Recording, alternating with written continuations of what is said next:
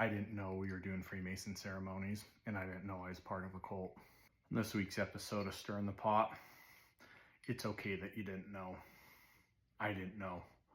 I don't think any of us ever really knew what we were fully participating in until you get out of it and start studying other things. So here you go. Me is the Los Angeles Temple of the Mormon Church, and inside are many devout Mormons who are fulfilling what they consider to be godly, noble obligations to their faith and to their God. What they don't realize, though, is that the rituals and the ceremonies that they are involved in are straight out of the occult.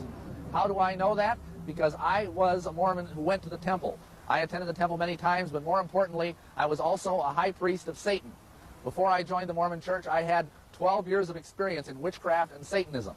And when I went to the temple, I was astounded at the high level of similarity. The handshakes and the grips involved, the secret tokens of the Aaronic priesthood and the Melchizedek priesthood are in fact right out of witchcraft and Satanism. All throughout the temple grounds here in Salt Lake City, you will find all sorts of cult symbols that are generally associated with witchcraft and Satanism.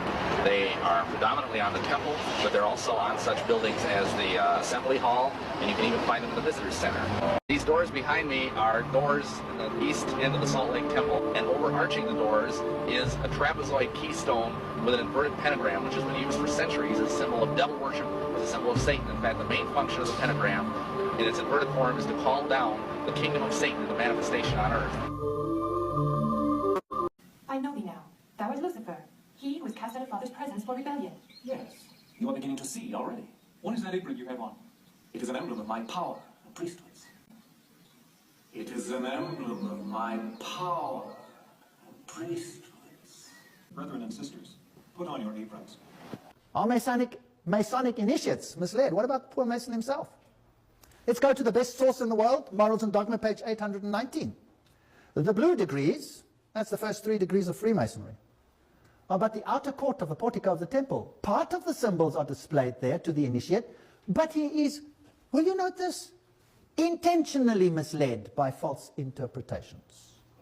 It is not intended that he shall understand them, but it is intended that he shall imagine he understands them.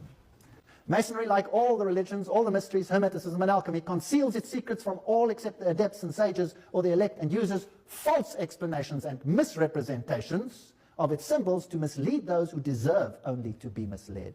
Christians who despoiled the Jews of the Bible understood the first 4 chapters of Genesis in their esoteric meaning. Now let's go into this. That they never perceived that not only was no sin intended in the disobedience, but actually the serpent was the Lord God.